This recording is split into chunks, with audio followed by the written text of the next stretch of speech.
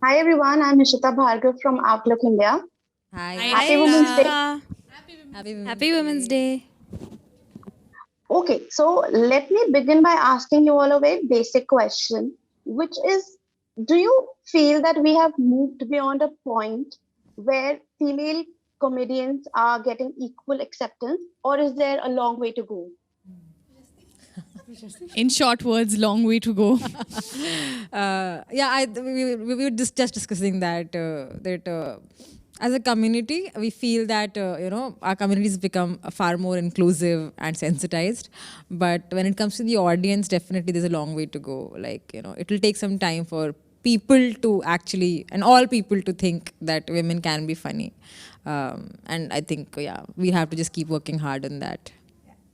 You guys are doing that. Okay, given the fact that you all have great following and youngsters follow you all, do you feel responsible in certain way while creating content, writing script? Of course, like an added responsibility on you if you have a certain kind of following, then you can't say certain things or you can't promote certain things, and that's a responsibility you have to decide whether you want to take or not. I mean, no one is like gonna file a case against you for that, hopefully, but sorry for that joke.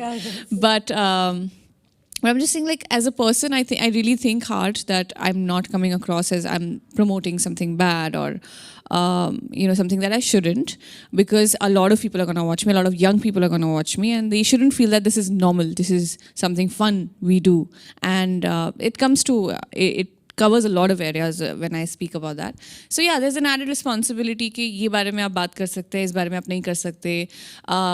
If you also talk about like even a small thing as like climate change, you really have to educate yourself first and then start talking about these kind of things, because a lot of people are watching it and probably you're in a way the only source they are probably watching this topic from, right? They are not going to go read 100 articles after that. So whatever you say has to have some kind of backing in that way, especially if it comes to a certain kind of content. Like when I would make something about something that is happening, or like I said, climate change or consent or simple things. So I need to be educated myself on that, which I feel responsible for. So that's why I think Prashasti also mentioned, we were talking, and she said that I only talk about things I feel educated about, like I know about very well and I've read up on. So I think that responsibility I definitely try and take, that I don't just like speak out of nowhere and मुझे पता नहीं आधी information है and then I'm just like cooking up a joke and saying it. I really have to take that responsibility, that I need to be aware of what I'm saying. Okay, this is for you all. How do you think your content, your comedy has evolved in all these years? I used to have a lot to say. Now I just want to, decorate my house and sleep in peace. So that's how my comedy has evolved. आप बताइए. For me, like it's slightly tied to like the responsibility thing. I recently had surgery where I got like I had a fibroid in my uterus, and I made a vlog about it because on my YouTube it's 70% males between the ages of 15 and 24, and I was like, I'm going to teach these boys about what a 37-year-old woman's ovaries and uterus. Kaneez Masi is going to teach you about fibroids in the uterus. Now you watch and see. You want just how? No, I'm going to teach you some proper information and. So I vlogged. Uterus OP. I vlogged uterus. Uterus OP. I vlogged the whole experience because I'm like, so I like that. I like it, even in terms of my comedy. I'm like, I'm gonna like. I feel very comfortable sharing a lot more now. I don't feel shy to put out a lot more of my personal stuff.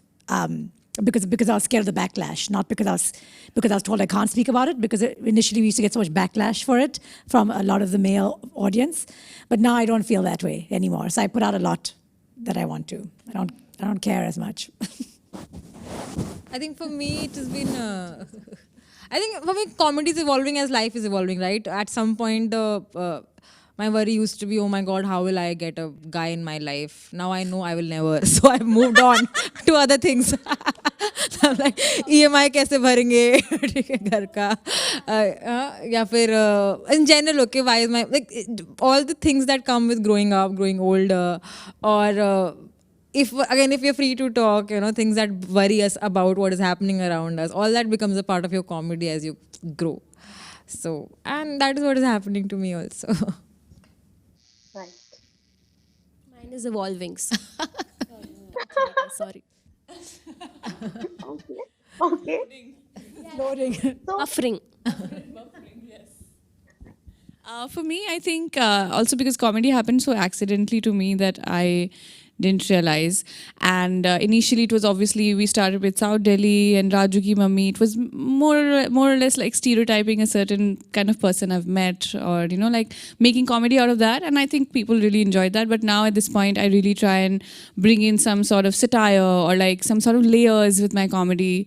Have some basically like smart comedy. I would say, like, I don't like make random jokes.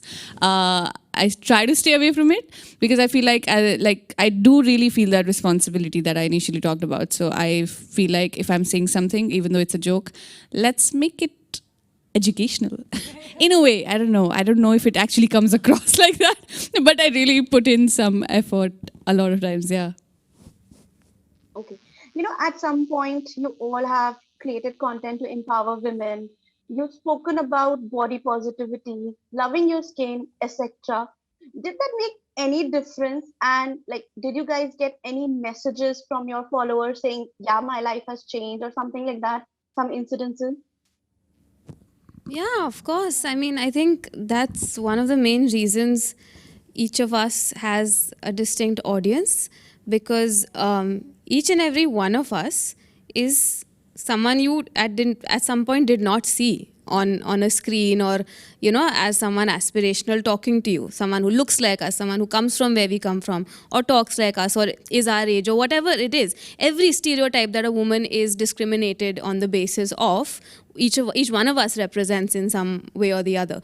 So naturally it speaks to a lot of girls and women.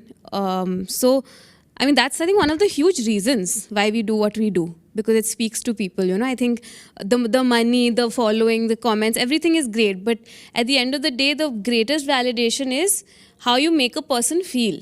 Whether you've cheered them up, whether you've empowered them without having been preachy or whatever, just by being who you are. So I think that's the most important part of what people on the internet at least do. Internet can be a vicious space where people hide behind their, faceless accounts. And you all have, and they voice their opinions, and you all have faced that. What do you have to say about it? I mean, that's the point, right? Because all they're doing is they are being cowards. They don't have what it takes to actually say that out loud. So whatever they're saying is a projection of their own insecurities, sadness, mental health issues. So please go see a therapist, man, and delete that account. Yeah. Half the time they're just fanboys, these people who talk all this rubbish, because if you call them out or you threaten them or you do that, they're like, sorry Didi, मैं तो आपका fan हूँ, आप जवाब नहीं दे रहे थे, तो some rubbish like that they'll do. So, and they're just like those, डर लगता है आपसे बात करने में, इसलिए गाली दूंगा ताकि आप ध्यान दो. It's that mentality online. One guy called me, like, I can't say, I don't know if I can say in the video, but the RANDI word. And he was like, you're such a run. And then I was like, then I gave some back. I replied, like, I never replied, but this time I replied. He's like, oh my God, Kareem, I'm such a big fan. Thanks for replying. I'm like, what? That's... Make the first move. No, but yeah, we obviously all receive so much hate online, and we have discussed this at length today. But it's something that we have to constantly deal with. Yeah. And we're gonna. But like Malika said, and like Prasha said, we're not going anywhere. So, like, no matter how much hate we get, we just seem to just bounce back and continue. I mean, it is putting out content. It has affected many of us. We've gone, like, there've been phases when it's been bad, but I think we've realized that we have to just stick it out. No one's going to get rid of us that easily. So, like we were discussing, given the time we are living in, people get offended easily. How do you ensure not to do that? Because they can get offended with anything. No, I mean, it is true. The thing is, and that's the thing about comedy, right? It's not even that I'm going and giving a clean opinion on something. I'm making a joke. So even the sweetest joke can offend somebody, because at the end of it, it's a joke. And definitely it's very difficult to keep drawing the line because the line keeps coming closer to you. That where do you stop? So I think most of us are very careful now about what we say on stage and online. We tried. We have to be honest, but we also have to be careful, and we have to keep talking because that's our profession. We have to keep making jokes. So I think most of us, what we do is we just do a sanity check on whatever content we do. That okay, this should not ideally put us in a legal trouble. This should not. This will not be offensive, hopefully, to a lot of people who seem to be taking offense without reason. And उसके बाद जब अगर होगा कुछ तो फिर A lot of times we send content pieces to each other and we just check with each other. We're like, is this okay to put out? Yeah. जहाँ तक आपका इंटेंट इम्पॉर्टेंट होता है, इंटेंट है ही नहीं ऑफेंड करना. So I mean, for me at least as a comic, I like to be very honest on stage, and my intent was not to offend someone, but उनका right है to take offense actually. अगर आपने लिया है, let's have a conversation about it. But actually, I don't know what I'm saying. But my intent is not to offend, is what I'm saying. It's, for me, intent is very important, and it's just entertainment. There's a lot of clarity though, like you know कि politics, religion नहीं करना है. It's the other stuff where it's foggy, कि कोई बहुत ही overly woke इंसान आपसे offend हो जाएगा, या आपकी wokeness उनकी wokeness से ज़्यादा woke कैसे. These are the problems, So there is when we're like, then मेरा वो on हो जाता है कि अच्छा नहीं, it doesn't matter, I don't care what this person thinks. But religion, politics, never, no chance. It's finished. It's over. What do you think about OTT platforms? Are they a game changer? And women are being portrayed in a better light now. What's your take on it? I really love how many shows there are with women as the protagonists of the story, the woman in the lead as a lead in the story. So much focus on female friendships in a lot of the shows nowadays. And like Dolly was saying earlier, like we didn't have a lot of that content growing up. When we were growing up, there wasn't a lot of that content out there, and so it's just very moving to see it now.